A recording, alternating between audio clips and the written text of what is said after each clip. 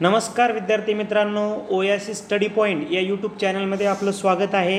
या व्हिडिओमध्ये आपण पाहणार आहोत 2023मध्ये जे वनरक्षकाचे पेपर झाले होते TCS पॅटर्न पद्धतीप्रमाणे, त्या संदर्भानं 2 ऑगस्ट 2023 रोजी जो शिफ्ट क्रमांक 2चा पेपर झाला होता, या पेपरमधील मराठी व्याकरणाच्या संदर्भानं जे 15 प्रश्न तुम्हाला विचारण्यात आले होते, या 15 प्रश्नांवर विश्लेषणात्मक चर्चा आपण करणार आहोत।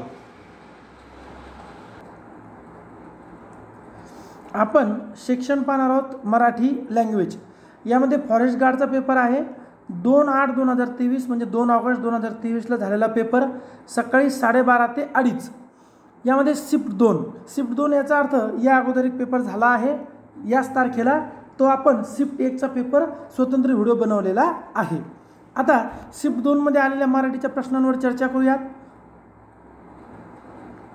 प्रश्न आहे, दिसा माझी काहीतरी ते लिहावे, यातील क्रियापदावरून होणारा योग्य वाक्यप्रकार ओळखा। आज्ञार्थी, संकेतार्थी, स्वार्थी, विद्यार्थी। आता पहिल्या आपलं कळतं की विद्यार्थी हा जो ऑप्शन आहे हे आपलं उत्तर आहे, कारण इथं क्ल्यू होता लिहावे। ओके, आता नेमकं काय कसं आपण समजून घेऊयात। क्रियापदाचे एकूण 4 अर्थ आहेत। स्वार्थीमध्ये काय असतं की क्रियापदाच्या रूपावरून फक्त काळाचा बोध होतो, यामध्ये तो, ती, ते, ला, लिले असे प्रत्यय येतात। आज्ञार्थीमध्ये काय असतं, आज्ञा, आशीर्वाद, प्रार्थना, विनंती, उपदेश, सूचना, यामध्ये अ, आ, उ, ये या प्रकारचे प्रत्यय येतात। विद्यार्थ जे आपलं उत्तर आहे, वाक्याच्या क्रियापदावरून कर्तव्य, शक्यता, योग्यता, इच्छा, विनंती इत्यादीचा बोध होतो, त्यास विद्यार्थ क्रियापद असे म्हणतात। शक्यतोवर धातूला वा, वि, वे प्रत्यय लागतात। सर्वाधिक कन्फ्युजन आज्ञार्थी आणि विद्यार्थ्यामध्येच होतं। मग कसं समजून घ्यावं अगदी सोप्या भाषेत, तर बघा एक छोटीशी शॉर्ट ट्रिक आपण अशी समजून घेऊ। आपण शॉर्ट ट्रिक कशी समजून घेऊयात, एक जर आज्ञार्थी आपलं वाक्य येतं आहे आज्ञार्थी, तर असं समजून घ्यायचं की आज्ञार्थ्यामध्ये कंपल्शन असतं। ओके, म्हणजे आज्ञे करावीच असं असतं, परंतु विद्यार्थी कसं असतं, आज्ञेसारखं बंधन नसतं, शक्यतो हे सगळ्यांना लागू पडतं। बघा, दिसा माझी काहीतरी लिहावे, बाबा लिहाच असं काही नाही, पण लिहिल्यास फायदा होईल, आणि कुणी एकाने लिहावा असं काही नाही, सर्वांनी लिहिलं तरी चालेल, म्हणजे हा यातला बेसिक फरक आहे। पुढे पाहूयात आपण, प्रमाण लेखनानुसार अचूक वाक्य कोणते।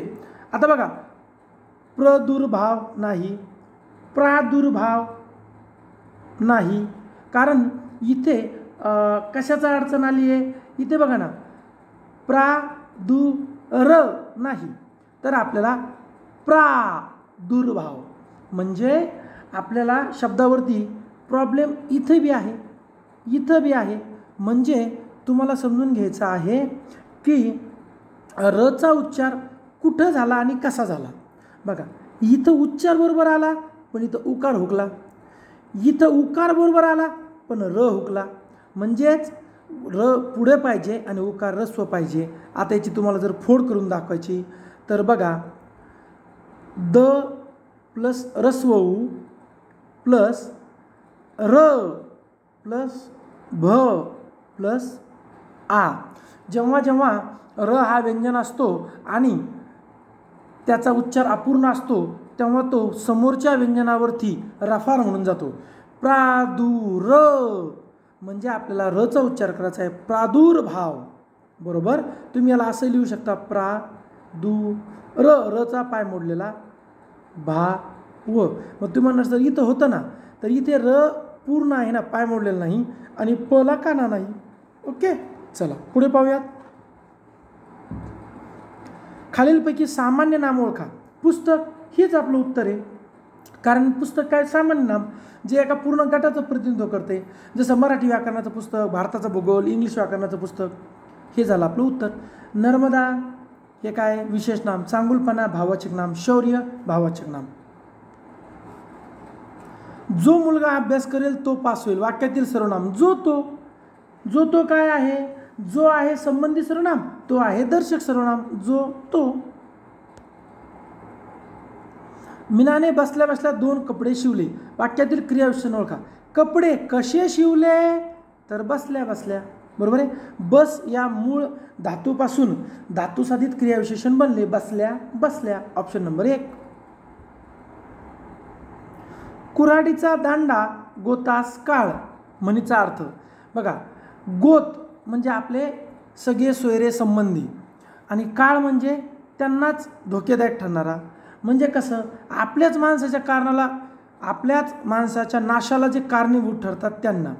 तुम्ही म्हणाल जर कसं, तर कुऱ्हाडीचा दांडा, कुऱ्हाड जी असते आपल्या सगळ्यांना माहिती आहे, समोरून जी कुऱ्हाड बनलेली असते बघा, तर या कुऱ्हाडीला हे पूर्ण भाग असतो लोखंडी, पण याला हा जो दांडा लावलेला असतो हा कशाचा असतो, हा पूर्ण लाकडाचा असतो.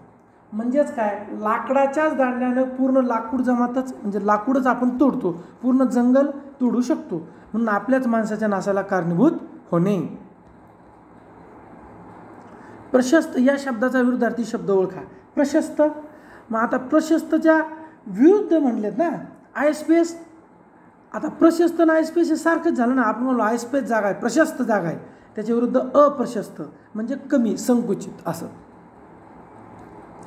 हालचाल या शब्दाचा समानार्थी शब्द चलनवलन. हालचाल म्हणजे चलन, वलन, बाकीचे तर सरळ सरळ म्हणजे निगडित नाही. तो अगदी शिस्तबद्ध माणूस आहे या वाक्याचा नकारार्थी वाक्य. शिस्तबद्धचा विरुद्ध गैरशिस्त, म्हणजे हे 3 तर कटले झालं, आणि आहेला नाही, शिस्तबद्धला गैरशिस्त. तो अजिबात गैरशिस्त नाही. अचूक वाक्यरचना कोणती ते ओळखायचं आहे आपल्याला. अचूक वाक्यरचना कशासाठी ओळखायची आपल्याला, की यामध्ये तुम्हाला शब्द दिसेल. मातृ असं नसतं, तृ चुकलं, मातृ बरोबर, मात्री नाही, मातृ बरोबर पण शाळेचं नाही, षटकोणाचं पाहिजे. म्हणजे मातृभाषा हे माणसातील संवादासाठी नेहमीच सबळ असे माध्यम ठरलेले आहे. हे आपलं उत्तर बरोबर आहे. सोंग या शब्दाच्या जोडीने येणारा शब्द सोंग ढोंग. आपण म्हणतो ना लय सोंग ढोंग झालेत. Option number 2.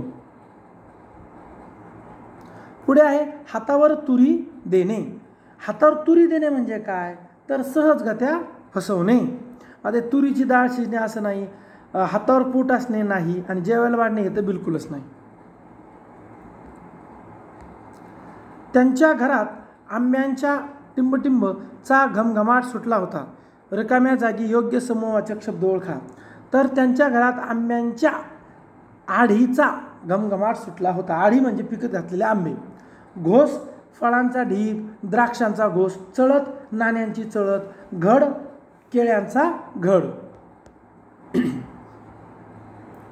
पाण्यात राहणारे प्राणी या शब्दसमूहाबद्दल एक शब्द निवडा. पाण्यात राहणारे जलचर. खेचर आकाशात उडणारा, भूचर जमिनीवर राहणारा, उभयचर पाण्यात आणि जमीन दोन्ही ठिकाणी राहणारा. पुढीलपैकी केवळ प्रयोगी अव्यय ओळखा. देखील आणि नंतर शब्दयोगी किंवा उभयान्वयी. अरे बापरे, केवळ प्रयोगी अव्यय.